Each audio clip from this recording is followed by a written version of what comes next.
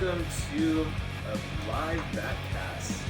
My name is Kevin Nunn. I am here with a handful of people. We have Dominic Davy over here. Hello. This is Danger Cat right behind me. We have Winston Smith right here. And we have Free. Today we're just gonna do a little round table. Lots of questions for Winston, mostly. And talk about all of the awesome artwork that Destory Art Inc. and Winston Smith have been working on. Making a few last minute adjustments to everything. Dominic is making a few last minute adjustments. Yeah. Right on. Yeah. Welcome, guys. Welcome to the Bat Cave. Yeah, thanks for having us. Yeah, Welcome. Probably not your first times here. Winston, I don't know if Possibly you've my been here last a few time. times. I mean, you know. If luck is with me, it depends. Yeah, if you're lucky, you'll never have to be here again. Too many. But yeah, you're kind of all over this room. Oh, You're yeah. really all over this room. right here. Thanks to Wesley Willis and Girl Mob and all the other people who decorated. It's like this Sistine Chapel, but closer, you know? It's Yeah. like you don't have to break your neck. Yeah. And look at the, I think there's room on the ceiling. We could do that. I really think you should take the ceiling. That'd be really fun to see you come in here laying on your back on a Yeah. platform just painting That's work for something. Michelangelo. Yeah, that'd be amazing. I will personally pull the insurance for that scaffolding. Yeah. I will. I'll crawl up on top of a pile of the unsold Grong records. Yeah, I think that's there you go, just holding everything up. Actually, we are sold out of Grong Grong. It's a special note. Before you all head over to the site and Wait 20 order that minutes, yeah. particular record, yeah, it took Everything a says. minute. Some records take a moment, just like some art pieces take a Then moment people to hit. appreciate them for their value. Yeah. Like my girlfriend took her 20 years to find me attractive. We met 20 years and it just, I was a slow burn. Slow She slow losing burn. her eyesight? Yeah, no, she did. It's like a fine wine. Yeah, I just kind of, some art grows on you. I'm a piece of art that took a minute. Yeah. That's It's unfortunately just- true. That is a total true story, actually. Yeah, we didn't make this up. We're reading the Yeah, we have comments coming in from 2 different live streams, so we have a whole bunch of people joining up, and any questions that they have, they can spit out at us, and we can let you know. I Right have, now, there's a lot of I people have a saying question hi. for the audience. Okay. Can you guys hear us from, this distance? test 1, 2, 3. 1, Yeah, can everybody hear? Test. We can't hear you, so Well, yeah, they'll get to us. it'll take a minute. I Yeah. guess they can't hear, therefore that's why they're saying it's okay. Yeah. Yeah, so this is really exciting to have you guys out. Thank you so much for agreeing to do this, and just it's really exciting to. I don't know. It's exciting to do anything with you guys because why don't we tell everybody what Destroy Art is? Because I know that your feed has it. I've seen people respond test. They heard that, Perfect. but I know your feed. For your feed, Alternative Tentacles Records is a record label that's been around since 1979, started by Jello, Biafra, and the Dead Kennedys, and Winston Smith was very important to it. But to our audience, tell us a little bit about what you guys do. Yeah, Destroy Art started pretty organically. Imagine it like, we look at it as like a record label for artwork, right? Kind of. We work with a lot of punk rock based artists, and we started around 2020. We kind of kicked things off by doing an art show in San Francisco, which was very successful, which was cut short to COVID. Yeah, So- perfect timing. to Yeah. Start a new Great, project Their that timing involves is getting great. people together in a room and looking at stuff all Yeah. packed in. We packed out the place. I think 800 people showed up to the opening, so we were 2 weeks early on that, and we You had went to shut viral. it down. We literally went viral, and it was kind of cool because we had kind of the last big party in town before everything Yeah, shut well, down. You really did. So it gave people to kind of remember things, and so we just shifted very quickly from that into an online presence from there, just because of COVID to keep things safe. And from there, that's been about going on 2 years now, and we've grown. We got artists from all around the world. It's really me and Farida running everything. We have a lot of support from the community here. We also started a thing called AP2TP, which stands for All Power to the People, and we're working with original Black Panthers in Oakland, doing tours through the community, historical tours of what the Panthers did. Founding members of the... Yeah, with the original members. Is Bobby Seale part of that? He's not. We like, for example, a project, we kind of take a page from the Rainbow Coalition with that. And we worked with Shepard Fairey recently on a print of Bobby Seale, which was very cool, to celebrate the 55th anniversary of the founding of the Black Panther Party, which was 1968. And the way we got into that was that we saw all these parallels between what the Panthers were doing to punk rock, the DIY nature of it. For example, there was a photo book of Panther things, and a guy had just written Black Panther Party on the back of his army jacket in marker. And I was like, I did that said Dead Kennedys, the logo this guy made up years ago when I was a kid, and I saw that parallel of people kind of standing up against oppression. It was immediate things and all these parallels. So us getting... Only difference is the Black Panthers are still around. Yeah, well, the Panthers are officially not a thing, but they broke up in the 80s. Yeah. But again, it's just like punk rock, the way people got together and they made things happen without any structure or rule book. And growing up punk rock, we could see all these parallels. So working with them goes hand in glove, and it's enriching, and the stuff we learn, it's just punk rock's like this, and that's like this in history. It's huge. Yeah. So it's really enriching, and we try to do community-based art projects, down to merchandising, down to fine art prints, art shows. But you know, I always looked at punk rock as this cool thing because why not make it mean something, right? Yeah. Why not have a message behind all the loudness and everything that we do, right? Why not say something meaningful? Even if it's totally irreverent, which I love too, you know, and... That's the only reason some people even notice, because it's so irreverent. Yeah, yeah. If you mind your manners, no one's gonna even care. For sure, for sure. So, you know, that's what Destory Art's about. We want to empower people through art. We want to give a lot of people credit who did these album covers that are in everybody's record collection who's listening. And it's important because a lot of the artists didn't get credit or payment or anything. And like what we do, the way we look at it is we try to empower artists to give them back a little something and, you know, keep things real, you know, keep it punk rock. So. That's fantastic. Destory Art. I mean, you guys. I remember talking to you at the Eagle in SF.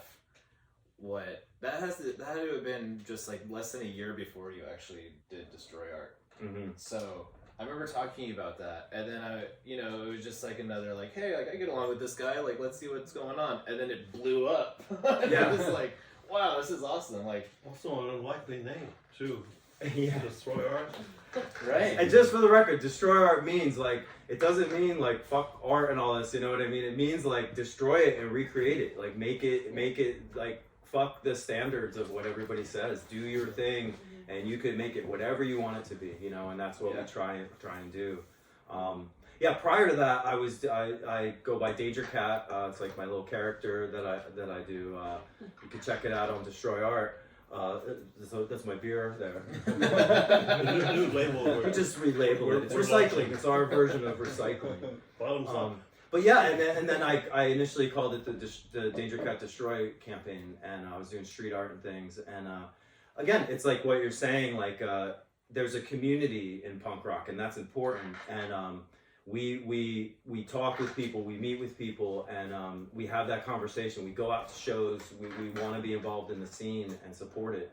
So that's a big part of what we do, you know. Yeah, they are making things happen currently. So Winston, what brought you in contact with them? Our friend, who's a fabulous rock photographer, Matthew Cady. Who's here? He actually said he's no on. mumbling, and he said congratulated me on adjusting the camera.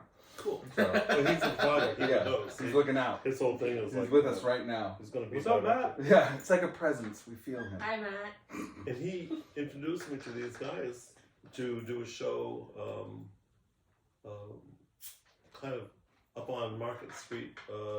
I think it was like the end of March, and exactly 2 years ago, almost exactly to the day, within a week of 2 years ago. And it was a great show. It was a group show, several different people. had their works. Ed Culver, who had this fabulous kind of anti-gravity photographs of people floating in midair, because they dived off of something and God knows what happened to their collarbone or anything. But him and several other collage artists and people who are painters. So it was a good crowd, and it was kind of like they were saying, the last of that scene for a couple of years before everything closed down. And slowly now things may be coming up. Not that the pandemic is over, don't get any wild ideas, because who knows whether there'll be more changes. I mean, we're not masking up in the moment just because otherwise you couldn't hear us talk. I broke a tooth, by the way, the other day in the back, and so Getting in fights again? I'm trying to speak. Yeah, it was a fight. You don't like my art? You should see the other guy. He just came from kickboxing. That's why he's like in that mindset. So I'm trying to speak distinctly so I don't slash my tongue against this jagged tooth. Geez. Yeah, it's a little more punk rock than I wanted.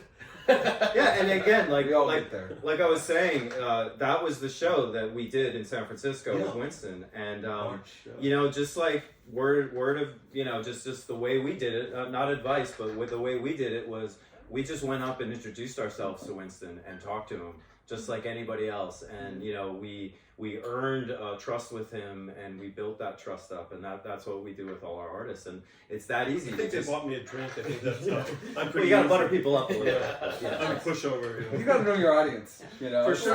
Well, when I met Danger Cat, he wanted to do exhibition with Winston Smith. It was his idol, and I said, yeah, let's do it. The best You've thing been to do is disappointed just ever do it. since. Yeah. But then it grew to let's do a two-man show, to let's just do a group show and get as many people as we want to Some support. very good artists there. Yeah, that so was at least 20 artists. there was about 27 artists. 27? It was a really It cool. was Yeah. 350 individual artworks in that show. Wow. Yeah, so That's it was more a, than the Vatican Museum. yeah. But that's all it takes. That's all you got to do is just go out and talk to people, get involved in the community, and you could start your own shit. We don't have like secrets to what we do. It's that easy. You just go out and hustle and do the work. And There is a lot of footwork of going to shows and meeting people and stuff like that, but you have to be there.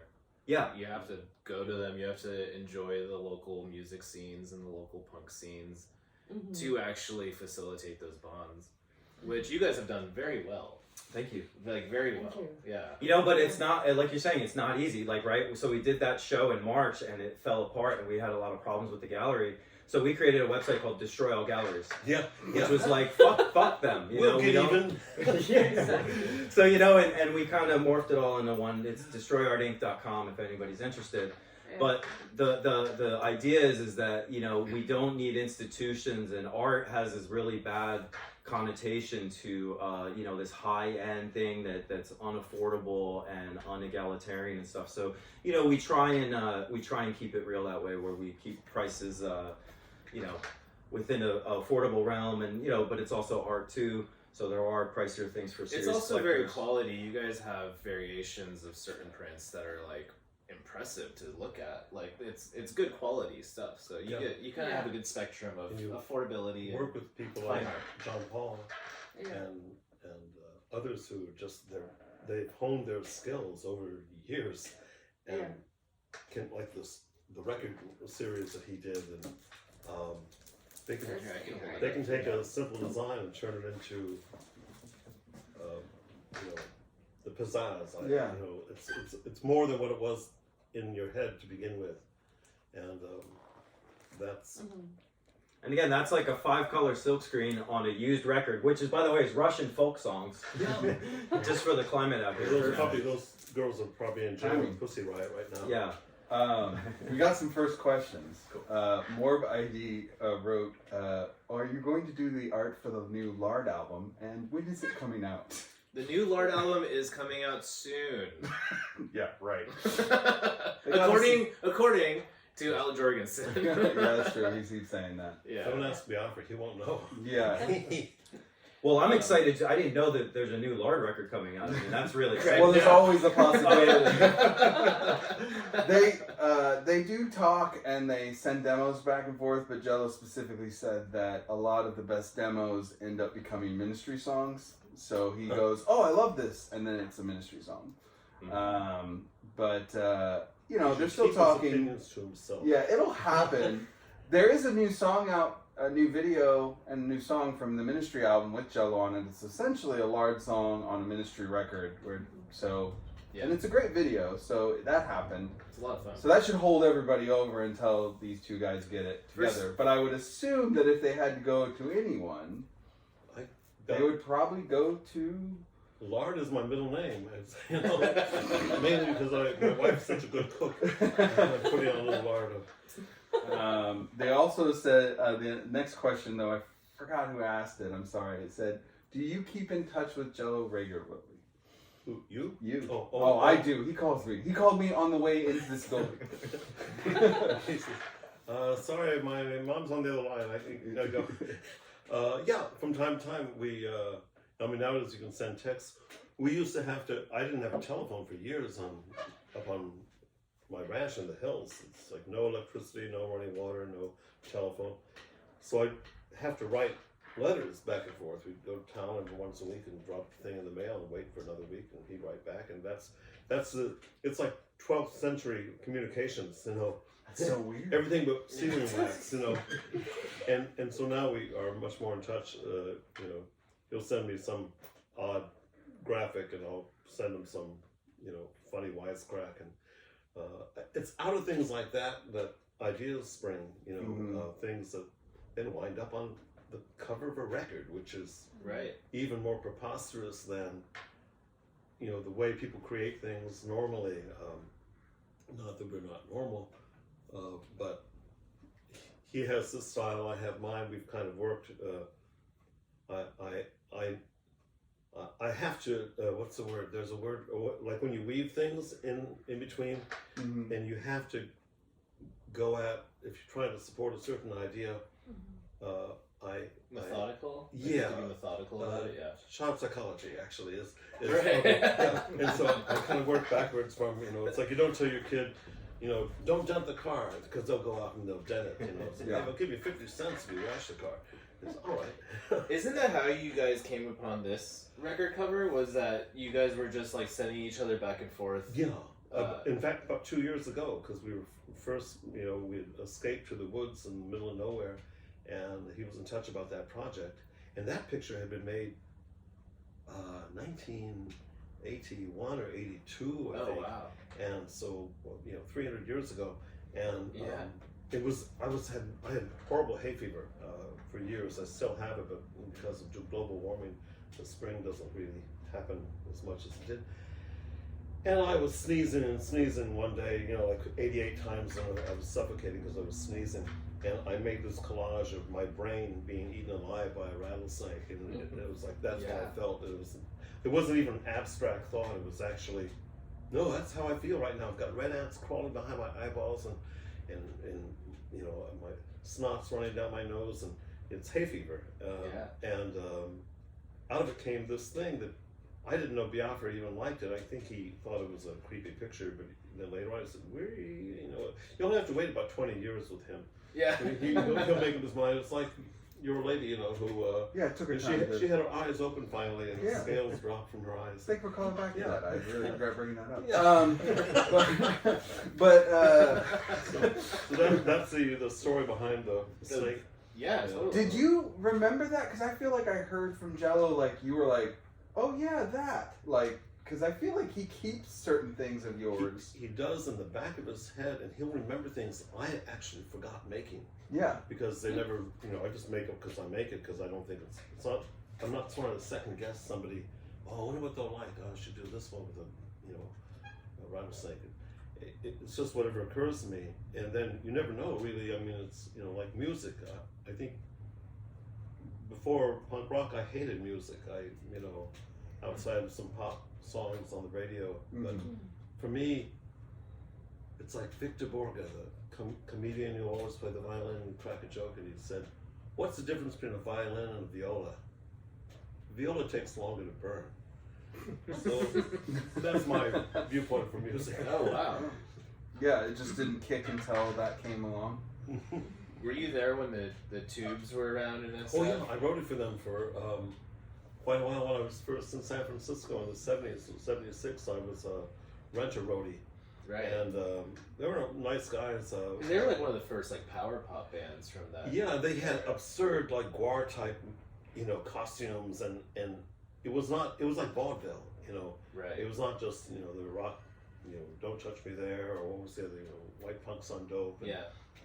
And Fee was like 11 feet tall, so Really? then he wore like these giant platform things to make it more outrageous. Right. And they had great. And Prairie Prince was a drummer, and I think now he's drumming with Joe Slayer playing with some other band, Journey. And they were all and Prairie's an excellent painter and artist. He does cool. airbrush work. He would do like T-shirts of he'd make a caricature of you, then do it on cost like $25, which I was making $2 an hour at the time, so I thought I can't really afford it. Now I wish I should have borrowed the money from somebody because it'd be worth like $10,000. Yeah.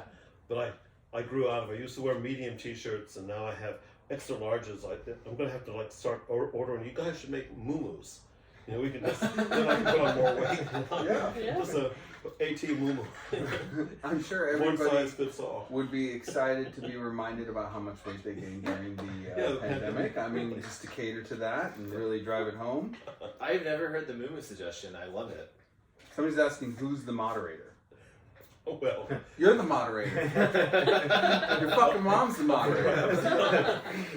We're a bunch of people having a conversation. It's anarchy. I'm just kidding. Speaking of roadie work, didn't you see the Ramones at their first San Francisco show at Savoy Tivoli? That's Savoy Matthew. Tivoli used to be Savoy, on Savoy. Grant. It's been closed for years. But I buy a muumuu. yeah, they were selling the table dance.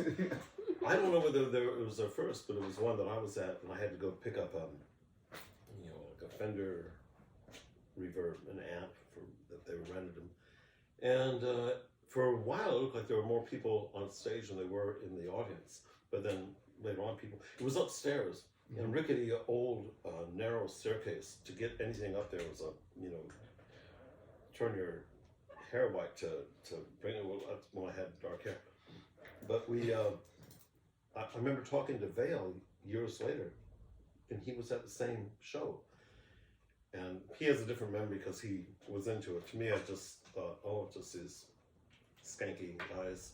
Mm-hmm. And thought, well, it's a different sound, and it's better than, this giant mega band, what do they call it, heroic rock and roll. Right, like stadium rock. At Stadium that time. rock, yeah. And I thought this. So was that the first time you kind of experienced punk rock?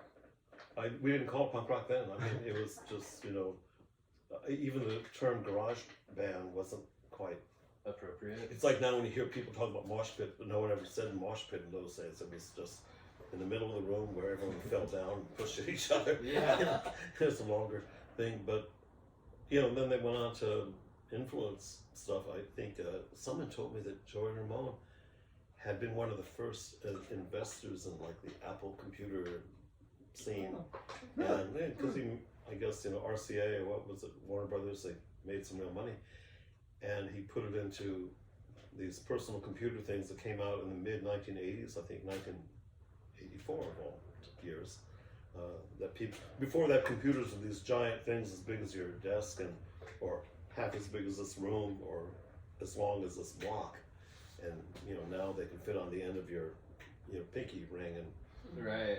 Well, and Winston, you told me that like back then, like you said, like you didn't even call it punk rock yet, right? No, but like, and you were even making flyers for bands that didn't exist Yeah. at the time because there were so few shows. Is that right? There were a few shows. I didn't know so many people. I knew a couple people from North Beach who were in a couple of different bands, so I made flyers to them. And I started, making up goofy names of likely, that. And in fact, later on, there were bands with that name, or they probably were in Philadelphia, and I didn't know about it. I mentioned something to Biafra about Half-Life. He said, there's a band in Minnesota named Half-Life, there's a band in Florida named Half-Life, so been done. And so, but that didn't stop me. Originality is not, it could be, it's fungible, is that the Right, expression yeah. now? Yeah. It's parallels.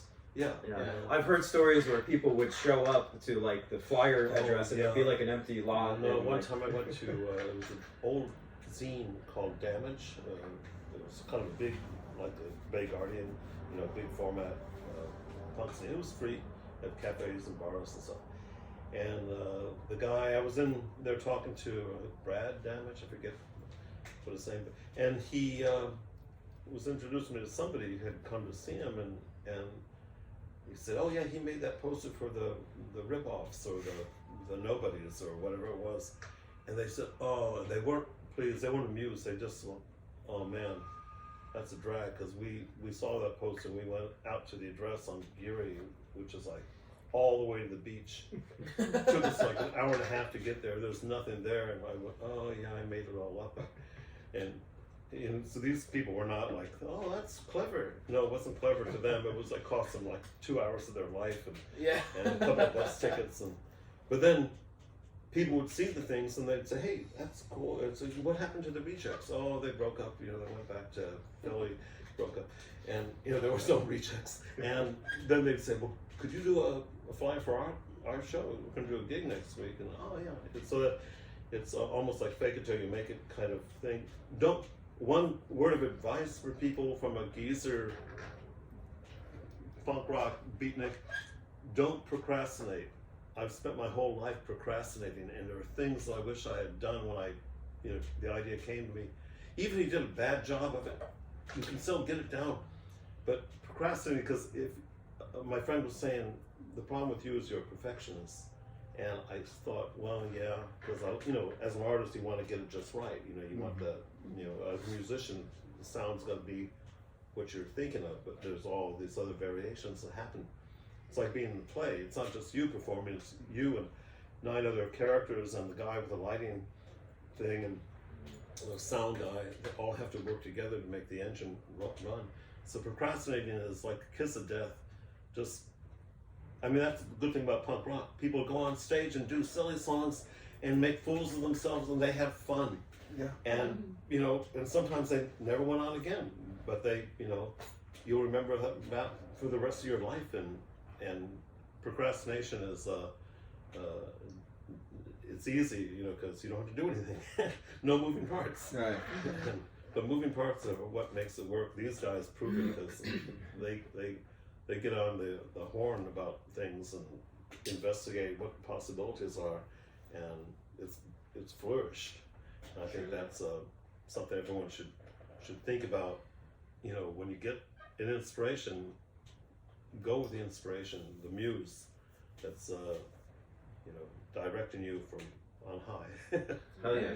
Deadwax21 asked if you feel that there are any artists that kind of carry the torch or that interest you now, that excite you.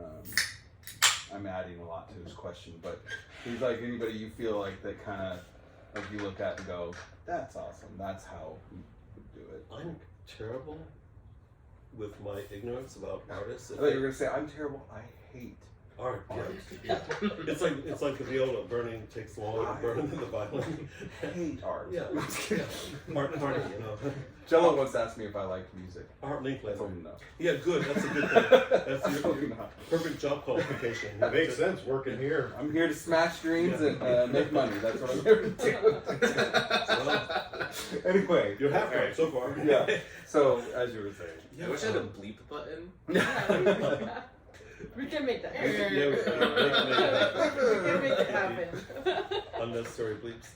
Now I'm forgetting anyone that Inspire you. yes. Well, out of the people, most of the artists that I admire have been dead for 300 or 400 or 500 years. But there are a couple living artists, if you call this living.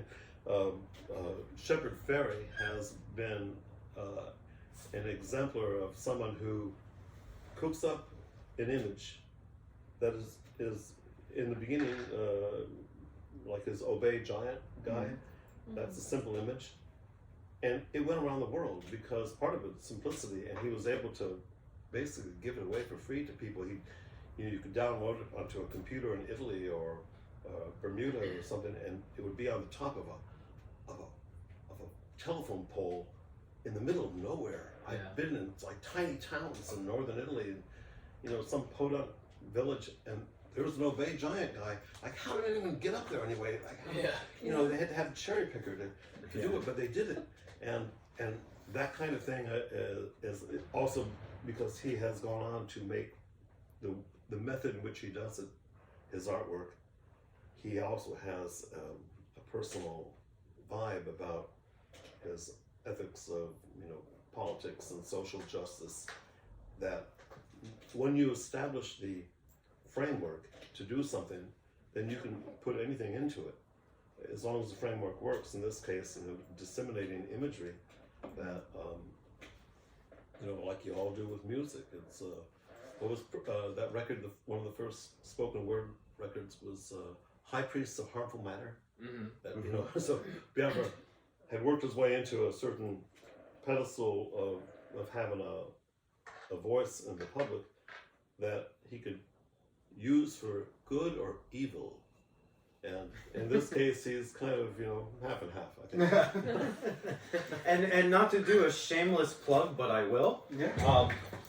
Winston Smith curated this latest zine. It's just called Destroy Everything. It's a collage issue. It's Destroy Everything #2. It's actually So a book more it's than... quite a book. I think, what is it, 120 pages? Yeah. But again, shamelessly, I will plug this. It's very cool. But this has a lot of artists that Winston has recommended and curated. He handpicked about half of the artists in there. And Winston's wife, Chick. Give a shout out to Chick. I had to go wash my hands afterward, but I did handpick them. Wash my hands of it. Yeah. Yeah, G Voucher is in there. That's definitely one of the stars that we're so honored that Winston connected to us with. G did the most of the artwork for the band Crass, and she did photographically realistic artwork. It looks like you're looking at a couple of photos that have been cut out and put together, and then they're small pieces and they were enlarged for their albums. I said, "How did you do this?" And she said, "Oh, I use like a one-haired brush. You know, it's like using, you know, a hair from your eyebrow and painting the whole thing that way." That would, like, my nerve endings would play. I lose my shit. And then, and a lot of people in there are from all over the world, and so actually that's bigger than a couple of my books. It's 20 pages longer. So there's your answer, Deadwax21. Yeah. Just go ahead and get this and find out exactly who he wants. It's a good collection. You to- kind of a you to pay limited attention edition. to. They're, Where would they get that? Where would they get a copy of it? Okay. DestroyArtInc.com. You can check that out there. Yeah. There you go. For sure. And we hit up locally record stores. We try to hit up distros like Sorry State Records. A couple different distros around. You could find it around. And if anybody's interested in distributing it out there, just reach out. Let us know. That's awesome. Yeah, we have a full collection of Winston originals and all kinds of merch, which you can see. Some of them are here. Yeah, You we know, have some of it on the table. Yes. One thing I want to ask, like, that's probably the big question burning in the room, is that the logo of Alternative Tentacles, we could blame this guy here. Yes. Would you be interested in telling that story of just how that kind of happened? I imagine you've had to tell it a few times, but like, there's so many people that might never have heard it. So, as I I'm told just Jello, really happy to see that in your headquarters you have the original, because for years I scratched my head and wondered, what did I do with that?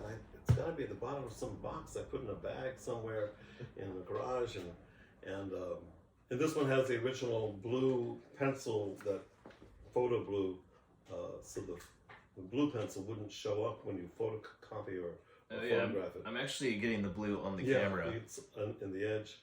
And you know, now it does pick up, you know, but in the old days, that's when you'd use a blue pencil to lay out newspaper lines and do rough sketches for things that you'd ink in afterward. And Biafra said he needed to have a label for a record. And he meant the record label, and I didn't understand the vernacular record label being a record company. I thought he meant a label, like a beer label or mineral water. And So I did this thing, and he actually said, what about something like a bat would have like a bunch of tentacles around it, it's alternative tentacles, and maybe a broken rocket, and then a missile that's broken, and a cross, like, because we already did the cross of dollars for the In God We Trust Incorporated, and then blah blah blah, and so I went away and I did my style, which it's like from a cartoon style I was doing in grammar school, like 4th or 5th grade. My friend and I would like make little triangular faces and send notes back and forth in class and get in trouble for it. But I made it exactly the size it would fit the middle of a record, and I hesitate to say what the my fee was. It filled my truck with gasoline, and I had a couple of Sanders, maybe a 6-pack of beer. So it was adequate at that time. I was still living on the ranch in the woods with no telephone and no water, and then it wound up being the logo for the entire damn record company. Yeah. Forever, everywhere, on T-shirts and coffee mugs and 3 years. and son of a bitch, I'd gotten 10 cents a month for it. So that's why people do deals, with their attorney, and they have a contract. So it was all on a handshake. But I'm proud of it. I'm glad it's still there. I really like the variations that you guys have gotten from Chris Sherry and from Girl Mob, her thing. We've had a few. There was a couple one that was like a heavy metal, all spiky. Yeah. That's really cool. And I'm sure everybody knows this because they're all Alternative Tentacles fans, but every single AT record on the B side is the bat logo, The right? bat You logo. guys consistently do that, right? But Yeah. I think you should all have, y'all should have a contest like Bat of the Month. People could send in their version. It could be all wacky and science fiction, or we had thought about doing this wouldn't be that you use it before for- pandemic, but then when the pandemic happened, it just got shelved. But after, ironically, your guys' art show, we were like, what would be really cool is if we invited a bunch of artists to all do different versions of the AT bat logo, because we have a few already of notable artists, and it would be fun to have it all, especially with this piece, the original one, and then maybe even have you reimagine one, and then do this series, this show. Because that would be really you could do it online, and it could be, or every month, you can just show what people send in on they draw on the back of their math class.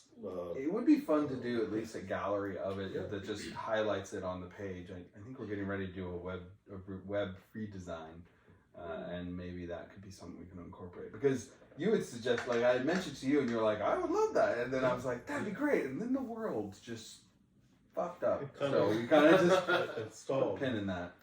Everything stalled.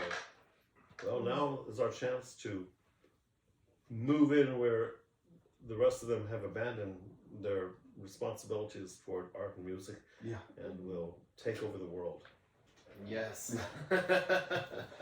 It's so interesting that it must be, because it's not just one piece that you have. You've had a number of pieces that just took off from what you intended, and then be interpreted, and then be repurposed, and just completely gets used again and again. Like when you made this piece, what you were thinking and what went through your head, and then have so many people just interpret it and utilize it over and over again. Leonardo da Vinci. Yeah, I mean, give you me the did basic some of the thing. heavy lifting, but I mean, you took it all the way home. And sometimes I think, I wonder if he would approve, but apparently he was like a funny guy. He wrote jokes. He wrote like one-liners.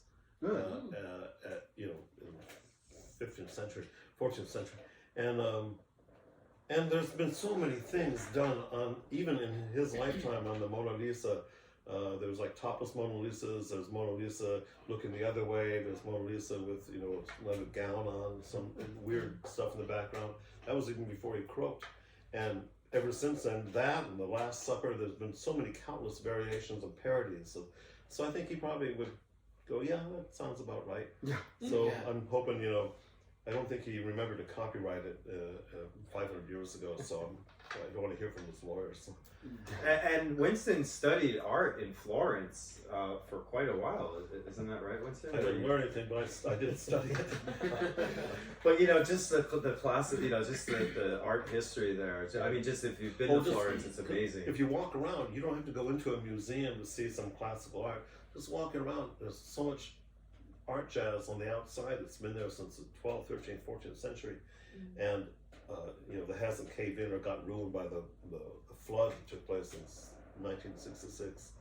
But most of my time, I was like, all in all, Florence and Rome about 7 years. But it was at a formative time in my life. I was 17 and also when I lived there, it was the cheapest country in Europe you could live in. Everything. What was the rent for a month? Now it's the most expensive country in Europe, but at that time it was like, going to Tijuana and buying a fabulous meal for $1.50. Yeah. Yeah, that's I spent 50 cents or 75 cents as a student. We'd get a meal, and you could get an entire fiasco of vino, red wine for 50 cents or $1. Of course, we had no taste, so we didn't know whether it was good or bad. We just were happy to have it. And but it was also a weird time in the late 60s and early 70s. Was a weird time in history there because that was when the Red Brigades were bombing, or at least they were getting blamed for bombing the trains, and terrorism was happening. And long before Berlusconi became president, that wouldn't have happened then because people were anti-fascists. And they were Antifa before Antifa was invented as a word. Yeah. So then at some point I finally came back to the United States, and I got here just in time for Reagan to rear his ugly head and punk rock. Yeah. So it was kind of like, you had this evil ogre here and an even more evil ogre on the other side climbing to the top of the peak. So I think we won. Reagan's gone.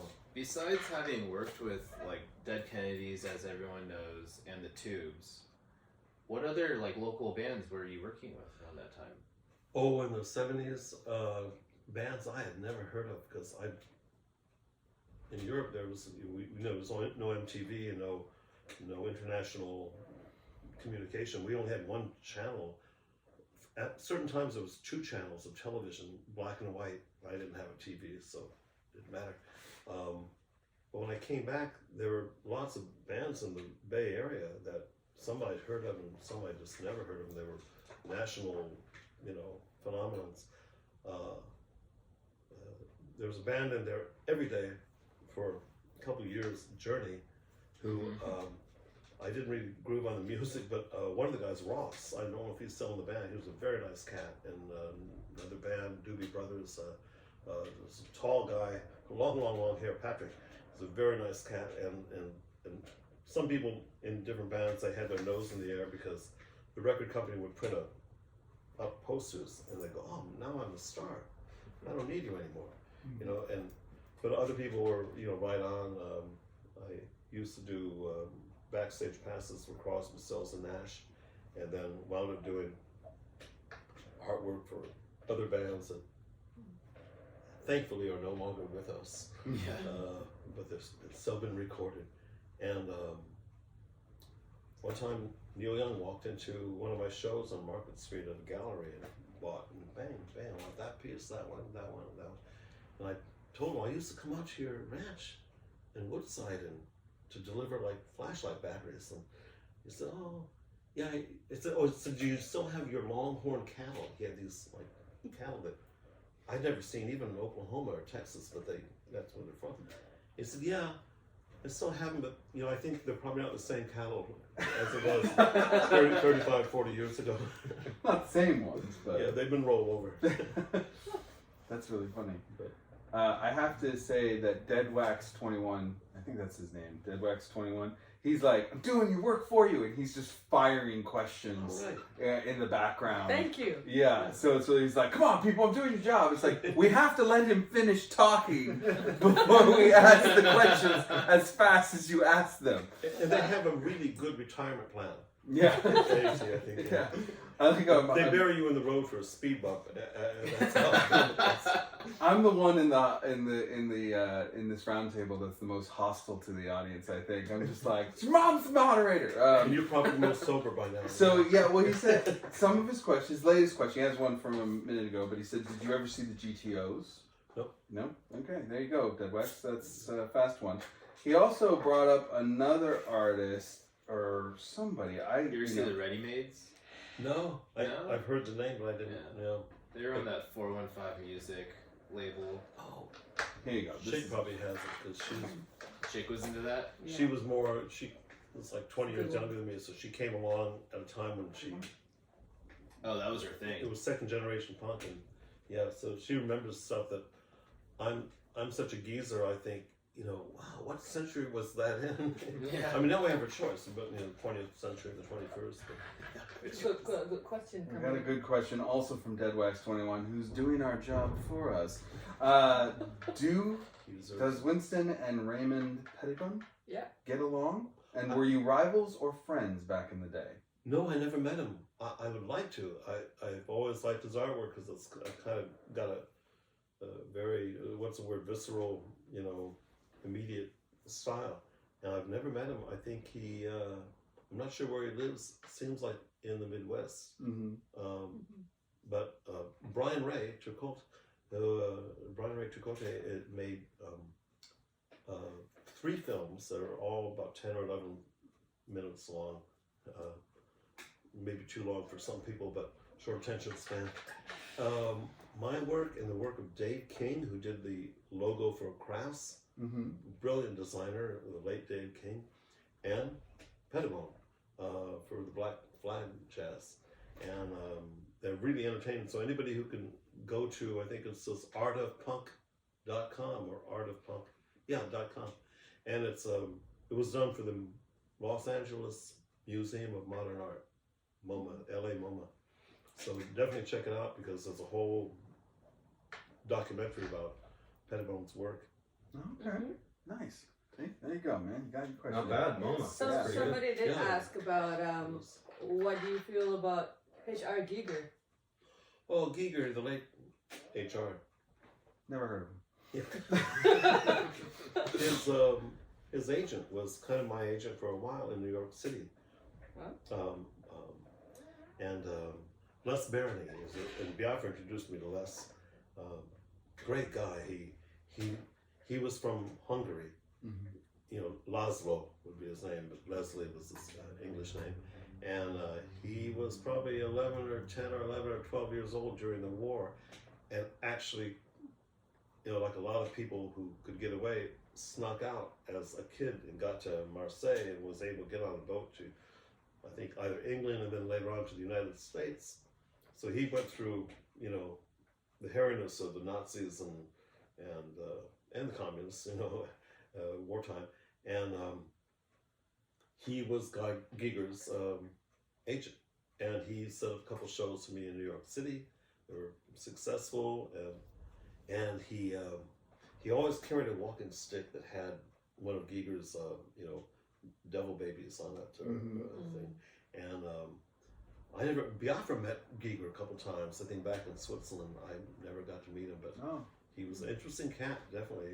He was definitely someone who could, if it can be done, it can be overdone. Yeah. Yeah. Giger could do it. Yeah, Biafra, I think, has been to his castle. He lived in a castle at some point.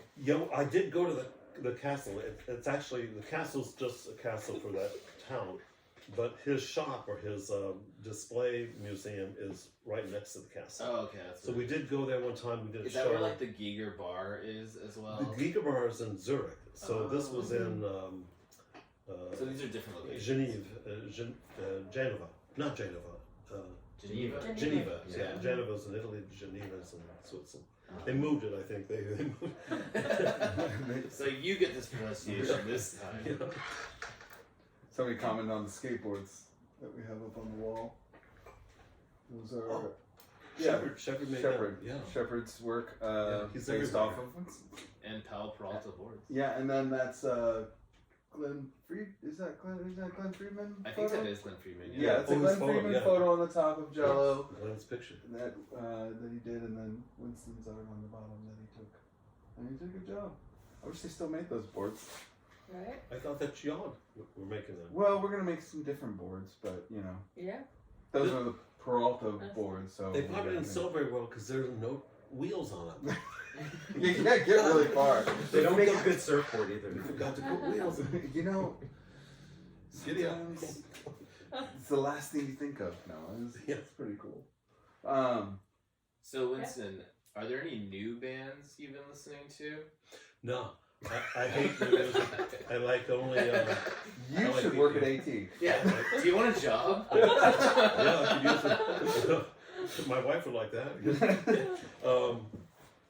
Benny Goodman, Tommy Dorsey, swing music, jazz. Is this what you were listening to growing up mostly? Like you said, you didn't like music growing up. Growing up, there was nothing to listen to. You know. But were you listening to Tommy Dorsey and Yeah, actually, Yeah. my grandfather had a bunch of. My dad didn't like music. My mom had, I called them old records, but they were new for her when she was a teenager she was in her 20s during the war. right? And so they never played these records. There were 78s, most of them. They could break Yeah, easily, they're very brittle. yeah. Mhm. And so they wouldn't let me handle them for a long time because I was too clumsy. And so that actually, I haven't thought about that for years. Yeah, that's probably my because I couldn't afford records. They were like $2.99 for a whole album. I recall one time going to it was a college bookshop, and they had records. I went $2.99. Oh, I've got $2.99. I counted the pennies. I had exactly $2.99. I went to buy it. I said, well, that's like 4 cents for tax at that time. That's how long ago this story was. And I didn't have the 4 cents. And I thought, come on, I'll come back tomorrow. I'll give you a nickel. You can keep the change. and the lady wouldn't, and I got to pay. And I thought, for 4 pennies. And I said, don't worry, leave it here. It'll be here tomorrow. But no, tomorrow I came back with the cash. It wasn't there. And it was like, I don't know what record it was, but I thought, oh, okay, to hell with trying to collect things like this. Because you're never going to catch up. And, and we did a show in Japan, I think about 10 years ago in Tokyo. And Chick and I went to a record store in Shinjuku. I'm bad with Shinjuku? Shinjuku. It's kind of almost a, touristy part. It's like Hollywood Boulevard or something, but Yeah. for Tokyo. And there were all these cool record shops. There were little small record shops. You had to go up several stairs to get to it. And we found a couple, like Dead K, Like originals? bootlegs. Oh, bootlegs. Yeah. And it had my artwork, but it wasn't stuff that was originally sanctioned for it. It was just some picture they took out of a book, and they were expensive. And I thought, well, I probably shouldn't get this because Biafra probably has, I was going to get it for him as a gift and souvenir. And I figured he has the world's weirdest record collection. And I'd actually be curious to know how many of his own bootlegs he owns. he was upset with me for not having gotten it because I figured you already had it. I don't want to pay $40 on a record. And then when I went up to pay for the thing, I said, in my only language except Italian, English, and he said, oh yeah. And he said, why are you getting this? And I said, well, I made the record cover for this. And he said, yeah, and you did this one and this one and this one. Oh, You he buy knew. those too. And the guy knew, and I said, how did you know who I was? He said, oh, we saw you on television last night. And I guess I didn't know the people who were setting up the thing had done a promo thing that I had no idea. Oh, I don't cool. speak Japanese, but it was, already when we were there, we were walking around, and people were looking at us like, we had dropped from the moon. And I thought, well, maybe it's just because we're Anglos and they're unusually, but yeah, but in that area, that's where lots of tourists go. Yeah. And I found out that the guy who was doing the publicity was on top of his bag, which I was never good at, Yeah. as you know. So now I'm flapping my lips to wave my own flag and if anyone back there in Tokyo was listening, Give me a ring, but in English, and we'll set something up for the next decade. Speaking of interesting ideas, someone, Topoto, asked, are you ever going to host an Enigma tarot card party? Oh, that's a good idea. So that is a great idea. Thank you. What seance? Yeah, we'll definitely be exhibiting all original collages that are all to size. Oh, yeah. Can you tell us about that, either of you? Like, is Yeah, that... I think we have a deck even right here. We have a deck here, but one thing to announce too, I think that we could make a surprise announcement, worldwide announcement live on here, is that we're planning on opening an actual spa in North Beach in San Francisco. So hopefully that will serve as like a gallery, kind of shop space, community space. That's really exciting. So Yes. keep your ears open for that, but that could be where we could do the tarot card reading to lead Yes, into that. exactly. We're having a party, we're having exhibitions, we're having this community art space under the great blessing and guidance of Winston here. Grant's Tomb. Gallery, Grant's yeah. Tomb, All you exactly. gotta do is find a parking place in North Beach. Your Yes. next challenge will be. That's challenging. And avoid It's the a- vomit on the sidewalks. Hey, you don't like my vomit? Come on, man, give me a break. I worked out on I didn't myself. realize it was yours. But that's a great idea to do the tarot reading with the deck. So Yeah. what is it, 98 cards? There's 90 of them. Yeah. 90 cards, yeah. That's yeah. So it's And they were made in 1988 88. at least, 87 or 88. Mhm. And I made them by putting the pictures into bags and taking one thing out with words on it, one thing out with a big picture, one thing out with a small picture, and combining them. And it was like, it's kind of like, what do they call it? Automatic handwriting, you know, when you, or like a Ouija board, Oh, when you yeah. let the thing happen. Yeah. So some of them, you know, hit the nail on the head, and some of them are interpretive. So they're not like the tarot deck of like the major and minor arcana. It works as an Sure. oracle. They're kind of in, you know, you ask a question or think of something, and the interpretation comes up depending on how you interpret it. So Yeah. everyone's a winner.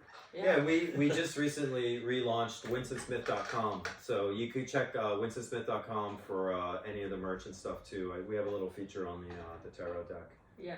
Matthew Cuddy says, because the box wouldn't hold 100. Yes. That's Yes. it. 90 was the maximum amount of. Yeah. Stop pulling the curtain out over, Matt. Like you're just selling everybody out I here. had 100. We had to take out 10. Oh, God. We might re-release It's them a as a true separate story. thing. Yeah. There's a lot of things that come down to the packaging. What you do even Right. for us. Right. Yeah. That's funny. The record can only be so big because it won't fit on the record player if it's any bigger than that.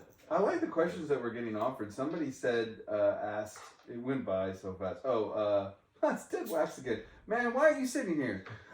He said, do you have to like a band to do art for them? You need to keep firing the good That's a great questions. Good question. Yeah, that is a really good question. Oh, no. Most of the time, I did artwork for the bands long before I ever heard the music. Yeah? One time, actually, I did artwork for a band. I won't say the name. And it was I think it was a pretty classical looking record cover. And when they finished and they sent me a couple of copies of it. It was a DVD, actually. And when I heard the music, it was so bad that I was wishing I were dead so that I could roll over my grave. It was just awful. And I, oh no, is it too late to take my name off the thing? Was it Green Day? He's talking about insomnia. It was. No, you don't have to say it. You don't have to say it. Yeah, and anybody out there, Winston is available for commissions to Yeah. do your next record cover. I'm a total horror. Yeah. I work Somebody asked, who has he done artwork for? Oh, wow. You can say, he's most known for Green Day, Ben Harper, George Carlin, Yeah, George. Dead Carlin. Kennedys, a lot of Alternative Tentacles. Lots of Yeah. disaster man. strikes. You did Yeah. one. Some of the disaster strikes. At And least Biafra 80 spoken record word covers. kids, too. Yeah. You did the, Even I'm looking at Not So Quiet on the Western Front comp that Maximum Rock and Roll and Alternative Tentacles put out. It's just amazing stuff. I'm sorry, the person who asked that just said, "Oh shit, haha, I got that DK shirt." Yeah. Like, I think they really didn't know. They weren't. They were Yeah, like, "Who is DK. this?" Like, they really The wanted to DK know. shirt. Oh, Uh, Oh, that's- speaking of which, in our destroyartinc.com, you can actually find DK shirts that Winston wore and owned. yeah, they're pretty sweaty. Run them Back to wash in- a couple times. back first. in- Old It is a sweat nice- marks and stank. Exactly. All the original rat poop and everything is on there. It's Yeah, there's a lot of people like making some connections here. Holy shit, he did art for Carlin. How did I not know this? Oh, It was so he's a George's legend then. last record, I think. It was called his original title. Mhm. And he called me. We were in my girlfriend. And I, well, we were in Chicago after a show in Detroit, C-Pop Gallery, and we're coming back. And he called about I've got this project and I'm working on this thing. And I said, "Oh, okay. Well, what's the title of the record? Because that'll help me, think of an image to use." He said, "Well, I kind of don't want to tell anybody." I said, "Well, it would help, to compose, make a Give composition." you a ballpark He idea. says, "Well, we're going to call it," and this is like in September, the first week in September of the year 2001. And he said, "We're going to call it, I kind of like it when a lot of people die." Then he said, "I kind of KINDA, Lotta LOTTA." And I said, "Oh, okay, yeah, we came to the right place. I've got all kinds of, I got ships sinking, I've got like avalanches, I got volcanoes going on. I'll make something." He Walk in wanted the to, park. it was like a This is wait, hold on. This is Three early panels. September 2001. Yeah. Okay. So we flew back a couple days later to San Francisco, and then next morning, I was having some dream, and in my dream, my girlfriend was like crying. She was weeping uncontrollably because she dropped a pencil or something in the dream. I said, "Don't worry, don't cry. It's just a pencil. We got more pencils. I'll pick it up for you." And then I woke up, and she was really there, and someone had called her on the phone by her side of the room, and they said, "Well, there'd been a horrible accident in New York City, and it was the day of the 9/11 attack." Right. And so we were watching. She had this broken TV we used to watch VHS movies, and it only got one channel and a fuzzy thing, ABC. And in the middle of the afternoon, the phone rang, and I picked it up, and it was George on the phone No saying, way. "Hey, man, you know that project we were talking about? I'm thinking I'm going to change the title of it." And I said, "Yeah, probably under the circumstance, that's a good idea." And he said, "Yeah, I'll call you later, and we'll talk about some We'll other hash ideas." it out. And so they finally called it Complaints and Grievances. It was like an HBO special or something, but he was a funny cat. He was like, very, very, politically and socially astute person, but he also could make the most horrible things, funny because you needed to, Right. people needed to cope with the situation at the time. And How did you two meet? You and George Carlin. that's a weird thing. I got a call from a guy at and I think it's, I'm trying to remember, Atlantic Records was Oh, their right. thing, Atlantic, and they've been around forever. And the guy was an old punk rocker, and he had been working for the corporation. And he said, "John, it's too bad we can't get something like what Winston does on his records." And, "Oh, I know, maybe we should just call him." And I guess I was the only Winston Smith in the phone book, and they because I've known people who have the same name. Smith is a popular name, and Sure. so they called, and I sent a book out to. I had a couple of books by Last Gasp Publishing. They put out a couple of my books, and sent them to George, and he was like going through it and saying, "Oh yeah, this is all," it was all stuff that he agreed with. So. We always think that people who agree with us are the most intelligent people. It's some funny how that works. But Very human nature, yes. yeah, and then he called on the way back from this C-pop show, and one thing led to another, and then he flew us back out to Las Vegas, which I'd never been to. He said, "What do you think of Las Vegas?" We're backstage at this thing. It's like a cross between Blade Runner and Alice in Wonderland, and he said, "Yeah, I'm badass." We were like, even my girlfriend said, "George, you guys are getting along so well. You shouldn't let the cat out of the bag, because when people find out you're a nice guy, they won't, because he's a crabby guy." Right. He said, "Oh no, I like people one-on-one. It's when they're in crowds that I hate them." Yeah. well, you came to the wrong place. You're surrounded by crowds. So wait, what year was the Vegas trip? Had to be. It was 2001. I think it was probably Okay. maybe a few weeks later or a month later, and all a friend of mine happened to be in town, and Dan Dion, who's a fabulous does rock and roll photos, but also photos of comedians, and like Terry Gilliam and different comic guys. And he happened to be there doing another shoot for somebody else, just by out of clear coincidence, and took some shots, and we wound up using a couple of them for the collage that formed a 3-panel. It's like Biafra's had like double gatefolds, but this is like triple. So George outdid Biafra. Yeah. And we even took Biafra to a show that George was doing at a winery down south one time, because I think he met him one time because they kind of were in the same groove, Yeah. Yeah. just a couple, maybe like a generation apart, and Oh, for sure. so Biafra's carrying on the crabby old man act now. He's holding it down. He was a crabby young man too. Cody, we have 2 good questions that came out. The first one is Cody Sucks Cartoons asks, who would win in a fight, R. Crumb versus Andy Warhol? Ooh, that's good. That's tough. I'll bet you Crumb would win. He's more devious, Absolutely. and Yeah, his mind's in the gutter, so he'll Yeah. fight dirty. Exactly. Yeah. And the second question, what is your opinion of NFTs? I can just tell you one thing that is can't understand them. Winston's collaborative NFT, I just found out today, that was just accepted into a museum of NFTs in Italy. Yeah, it was a great success. Collaborative NFT piece with Ryan Colditz. What town did you just say? What city? I can't remember. I have to find out, but Probably Milano or something. yeah, we'll share it with you. But we are eventually releasing a whole load of Winston NFTs coming up soon.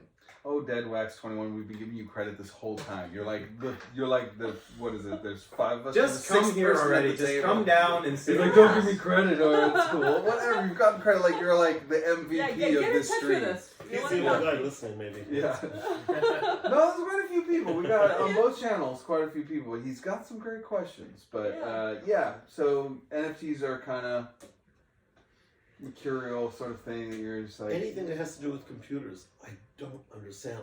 Really the highest technology I've ever been able to achieve are kerosene lamps. Mhm. That I know they work because they work, but anything that has to do with electricity or gravity or other theories that I don't know if they're really real, but QAnon people. But I don't understand computers. I can't turn them on or off.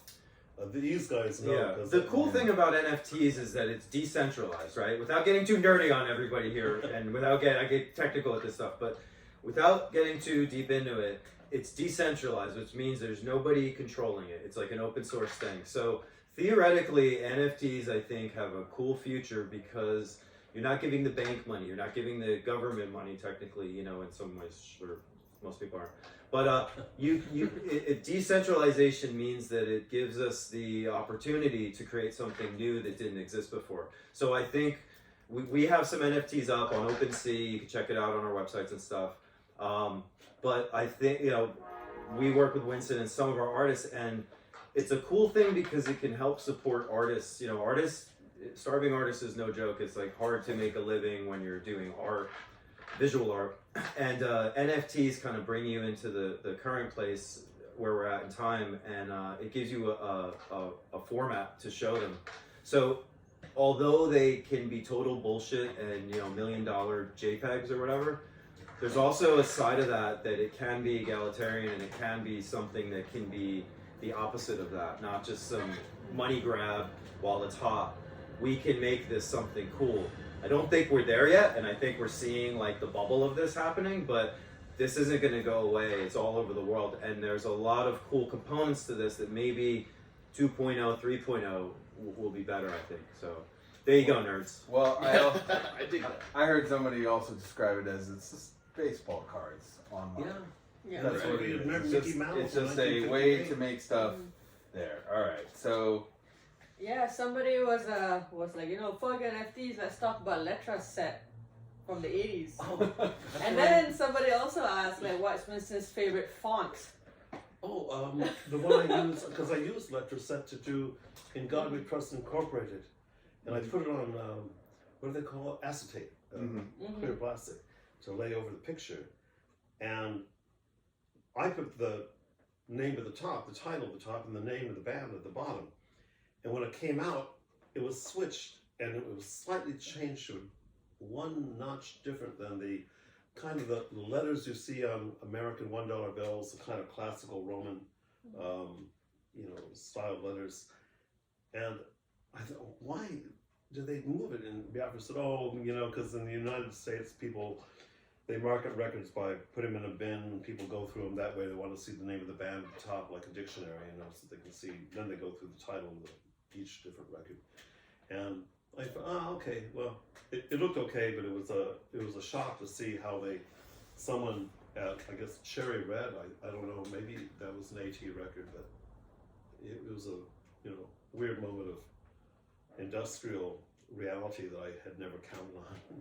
yeah, well, it's even today. Like we try really hard when we work with artists to make sure they know the changes that we need to make. Not surprise them with stuff later.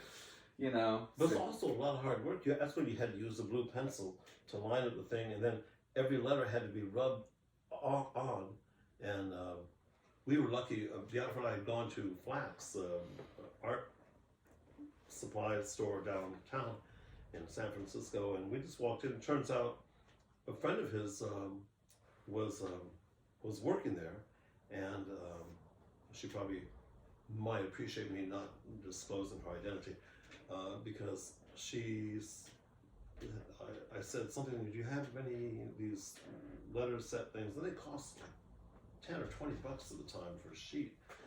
That's kind of over our budget. And she said, well, what words do you need to have? And she kind of typed it out and made this strip here. Just walk out. And Bevan, and so thanks to Bevan, she helped make In God We Trust Incorporated a real record.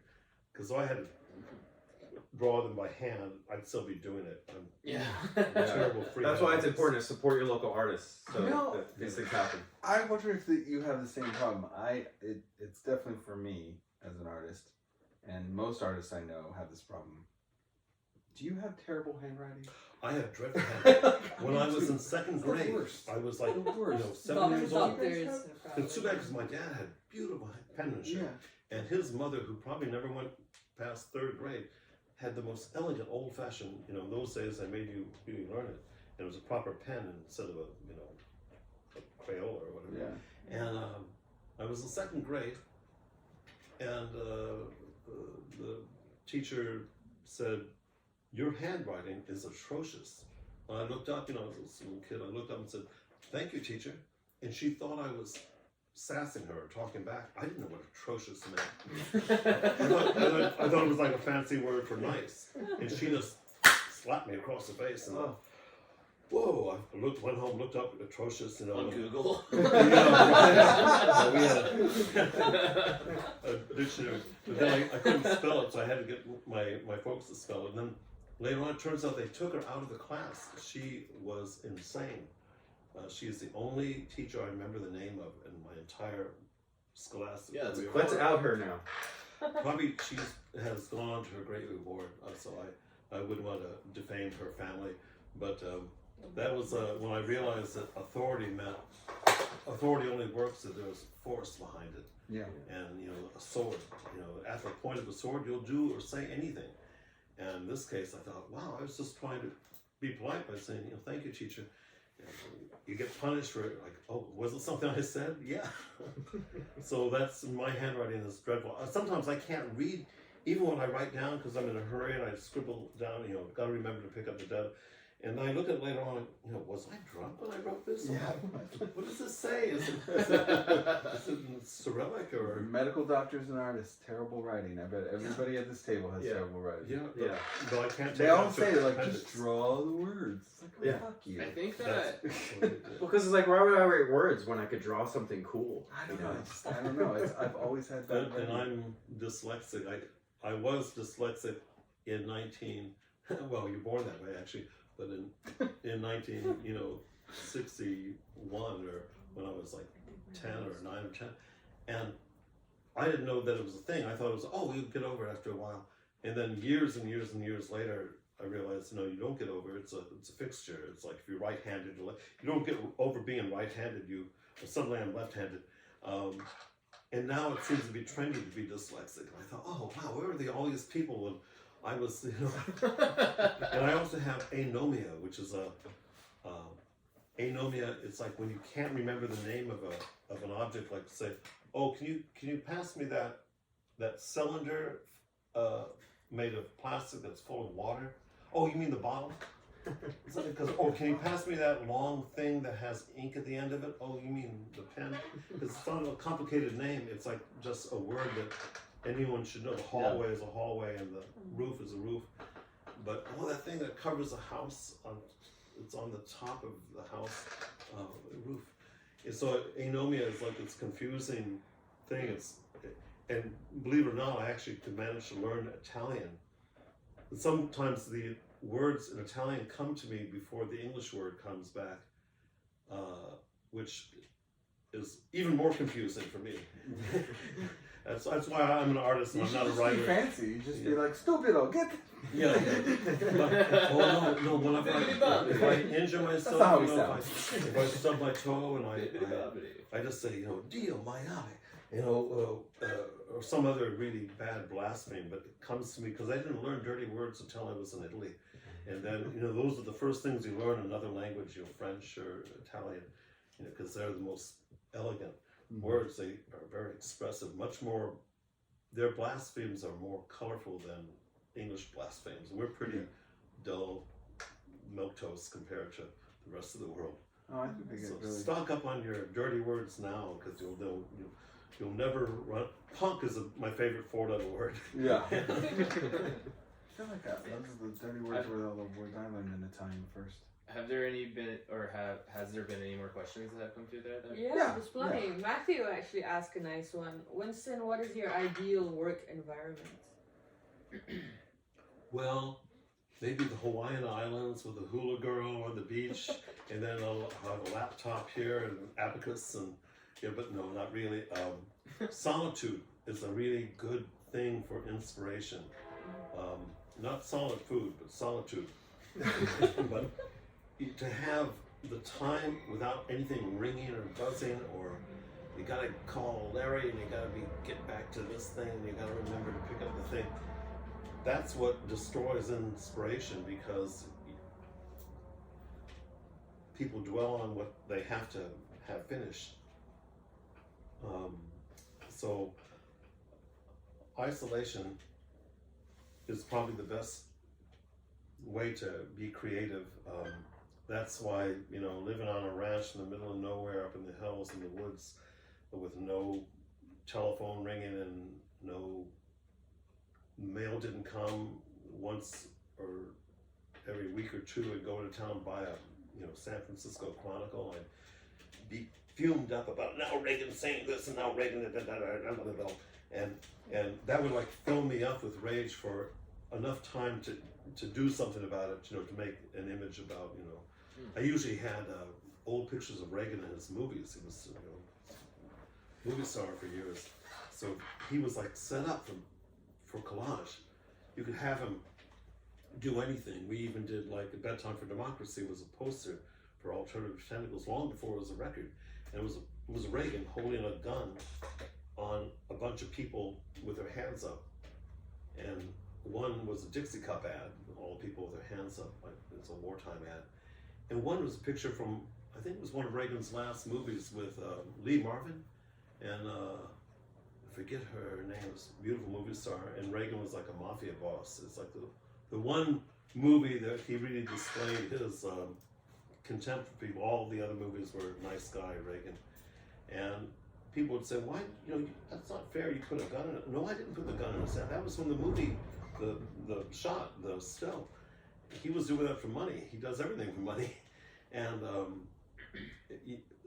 it's too bad because, we don't have any movie stills from Biden or Putin or Trump to have a backlog of imagery that can be then manipulated and enhanced. That's my viewpoint. But having no distractions, and maybe just if you're an artist or even a musician, you got to stop listening to other people's music for a little while. You got to stop looking at other people's art and just sit down with yourself and your own brain and let something come out. It doesn't have to be a masterpiece. It just, because who knows, you might hit the nail on the head for someone who will look at this and go, oh yeah, that reminds me of this cool thing that happened, or this dreadful thing that happened to me. And then, you don't have to second guess them. People will interpret things, whether you like it or not, the way they want. And so inspiration comes from isolation. Yeah. Right on. I agree. Actually, I can agree on that on multiple levels. Yeah, someday, if they wind up locking me up in Sing Sing, I'll probably, have a Prolific. get really prolific. Seriously, we can keep you here for all night. But we've been going for almost an hour and a half. We can do a couple little bit more if you're fine with it. We do have a couple.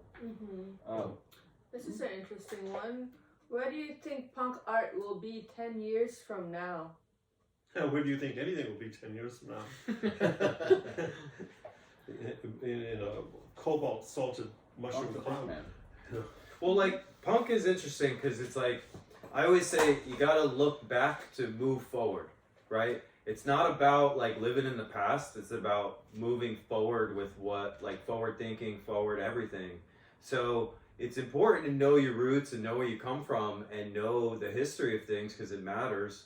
But it's also important to progress. Punk kind of cannibalizes itself throughout the years. You go through these things that everything's derivative of each other. And that's not necessarily a bad thing. Jazz music is the same way, They riff off of exactly. So, it's up to us, what's 10 years from now? It's up to you and me to make that happen. And it's always been that way. And it's just... I'll only be 80 by then. Yeah. Spring chicken, Yeah. And who knows, we'll be heads in jars. We'll be stuck with him And forever. we've had so many young artists inspired by Winston, so it lives on, no matter what. You call this living? Yeah, I mean, even for myself, I started putting out my friend's band in 1994 back in New Jersey, and the go-to thing that I went to was collage because it was the least intimidating art form because you could kind of grab resources from anywhere. Yeah. You could kind of, the shitty things that Marlboro cigarettes were trying to shove down your throat. Now I could take Marlboro and say, oh yeah, you want to say this? Well, this is what I'm going to say with your same Turn it adverb. on its ear entirely. Exactly. And now I don't know how to run computers, but with Photoshop and stuff like that, people can do things that are seamless, and it looks like it was born that way. Yeah. But even, it's fun. I mean, everyone should do, even if you don't think you're an artist, do collage. Take an old National Geographic or, some old, People magazine or something to cut things out. And you just have to have either scissors, I never use scissors, but a razor blade and glue.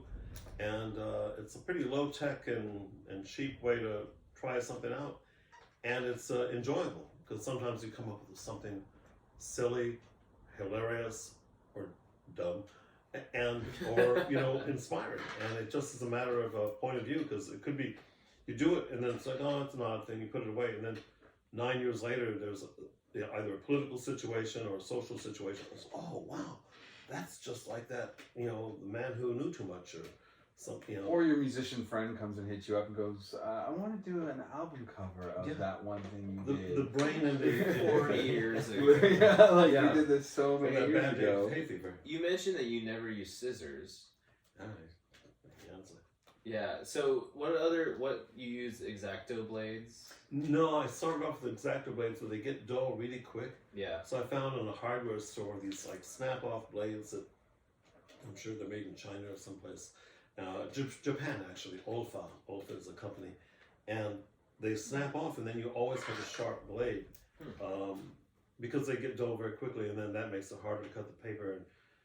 And I go through sometimes old books and magazines from the 1890s or 1910, kind of before the modern printing on thick, smooth paper, and I get through the cutting around some guy, some figure, and it has hands out and little tiny things, and I get to the end of the thumb, and then it breaks off because the paper is like flies' wings. It's like recycled potato chips, and they just crack it like, I did all this work, and now the hand fell off. Yeah. And you can't really glue it back together because then it looks like slop.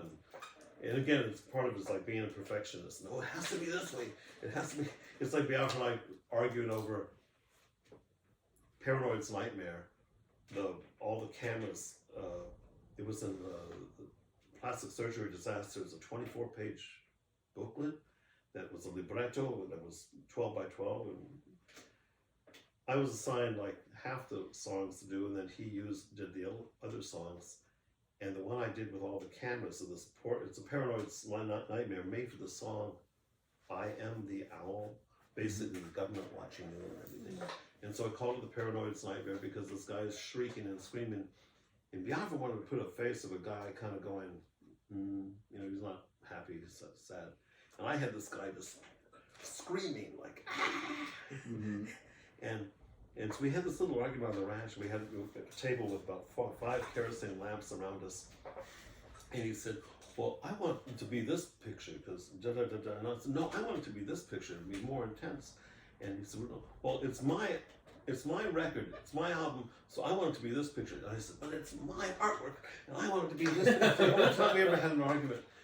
And he was saying, well, da-da-da, we're going back and forth. And I said, if I don't get my way, I'm sure we had a little bit of brew to enhance our moods. And I said, if I don't get my way, I'll kill myself, and then I'll kill you, and then I'll burn everything. And so Biafra's like, it's like 3, 4 in the morning, right? And he backs up and goes, all right, okay, if you feel that strongly, it's all right, don't worry about it. That is exactly the conversation he and I had just a minute ago. Yeah, exactly. And then he stopped at about 5 minutes later and said, no, about what you said before, don't you mean you'd kill me, and then you'd burn everything, and then you'd kill yourself? Because he was trying to say, wouldn't you need to do it in reverse order in order for it to be effective? And by that time we were over it, but that was like that's why that picture is what it is, because I won. That is amazing. Because I was like, as you were saying, it's like, he won this argument. I know he won this argument. I think at that point he thought I had suddenly lapsed into psychosis or something, and I thought, well, it's always possible. Yeah, that is really funny. That is. Do you? I actually have a question from me, in the sense of, do you ever struggle with when it's done? Oh yeah. Like, oh, definitely. That. Yeah, because if it can be done, it can be overdone, and there are things where you add just a little bit too much, and suddenly it loses the focus. So, right. And sometimes I'll finish something because I'm nocturnal. I've never seen the light of day before noon usually for years, and always been an insomniac. But I work at night. And then you think, oh, that's cool, or that's not quite right. Put it there in the morning or the next day anyway. You look at it and you in the cold light of day, you can assess it and maybe what this needs is one more thing, or what this needs is don't put that on. And you can't stop when you want to stop. Part of it is like the creative impulse, you just want to do it. And then on the other hand, there's point where you reach you fill in the tank with water, and when you get to the top and it just flows over, you can't keep on filling it because it's full now. Yeah. And that's But I think to even add to that, like sometimes you'll have like 2 pieces to a collage and it's like, that was too easy, but it's perfect, right? So it's almost the opposite of that too at times. Like, is that ever a problem where like you literally something accidentally like? No, it's terrible because it's probably a good thing in the old days and years ago I didn't have any kind of photocopy or anything. I just was sitting alone in my cabin, my lamplight, putting these things together. There was no way to, like, if I wanted to have a double of something or or multiple things, there was no way to make it unless I'd go and dig for hours and hours and a stack of old books to locate something that was just the right size, would go in the right direction. I couldn't like flip it around, or make it bigger or smaller. I had to, you had to search. It was like gold mining to find something that would fit right there. People make a ring. They make a ring by cutting the gemstone to fit the ring, but they, usually don't make a giant ring to fit the gem. Not that my work is gemstones, but it's just there's a procedure for things to be made, and it's pretty hard. Especially if you are the artist, you don't have any perspective. You only have your own, subjective point of view. Mm-hmm. And if you show it to somebody else, because usually I don't title anything, I show it to people and then they go, oh yeah, because of the Lard record, of the nurse holding the baby and the steam shovel. I love that. And I showed it to this friend of mine who was, she's kind of, she's Buddhist, and so she looked at it and said, yeah, welcome to the world.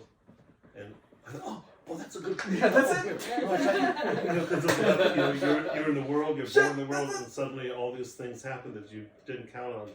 Welcome to the world. And I didn't know that was the title. yeah, welcome to the world. Can you tell the story about the back cover of In God We Trust? I think that's kind of interesting to illustrate the point. It's the nuns pointing out the active Klan rally that's happening in the background. That's Not So Quiet. Yeah. Oh, my mistake. Yeah. Can you talk about that piece? Do you from the remember back the? there. Yeah, I thought it was. Right next to you. I don't think it's on the wall, but Oh wait. Oh, that's what is it on? I'm pretty sure it's In God We I Trust. think it's Oh, no, you you're got probably it right. on the back. My bad. That was a weird thing because I was cutting out little objects and little things from magazines and books, and I just would cut the things out every day, and I throw them that's it. behind me on the floor, and there was a pile of these things on the. There they are. Mm-hmm. Yeah, that they didn't do a really. I'll do it this time. Actually, the reason that color is so washed out was I didn't trust that AT. I don't know who was running it at the time, but I didn't trust that they'd give me back the original, so I made a photocopy, gave them that, and the photocopy was like washed out a little bit. Yeah. And that's why it's kind of pink instead of red. The original was little old ladies going to like a Texaco or Conoco gas station during the Depression, and they're looking out the window and they're pointing to a sign that said "clean restrooms," and they're going, "Cool, clean restrooms." And I've been driving across the country, and I happened to throw it accidentally on top of some other pictures that I had cut out of a 1937 Klan rally. That life goes to a Klan rally, and a friend of mine came in and said, "Oh, that's cool. The little old lady's pointing to the Klan rally," and I went, "Huh?" And oh, yeah, where's the glue? Like, I glued it down, and because at the time it was completely, it's like automatic handwriting. You just seance stuff, Ouija board, and it just happened by complete accident. It's like the guy who invented rubber. He dropped some chemical onto another chemical by accident. Yeah. Oh, I've got this. As a teenager, seeing the back of that record, I almost fell on the ground laughing. I thought that was just the funniest thing I've ever seen. Now we can resurrect it because of the QAnon crazies who are Klan rally supporters. And I thought those days were over with, They Man. never are. You know, It never changes. That's the thing that people got so mad at each other during the pandemic. It's like, we did this before. America did this before. Yeah. It's In been- fact, over masks during the the early 1900s. Hey, maybe the Klan were ahead of their time. They wear masks all the time, so maybe they knew what they were doing. Speaking of In God We Trust, you want to figure it out? Another plug here. So this was printed at Monolith Studios. It's a foil print of In God We Trust. Oh yes, So very beautiful piece here. We Frame's only kinda have shitty. I think, a handful left in the web store. I bet. So you do have these currently. A That few is left. so cool. Yeah, it's signed and numbered. They almost glow in the dark. They're kind of reflective and shimmering. That is awesome. That is so sick. I agree. That is really sick. That is so cool that you guys did that. Yeah, it looks You're great. like, I'll get you back for reversing my text. No text.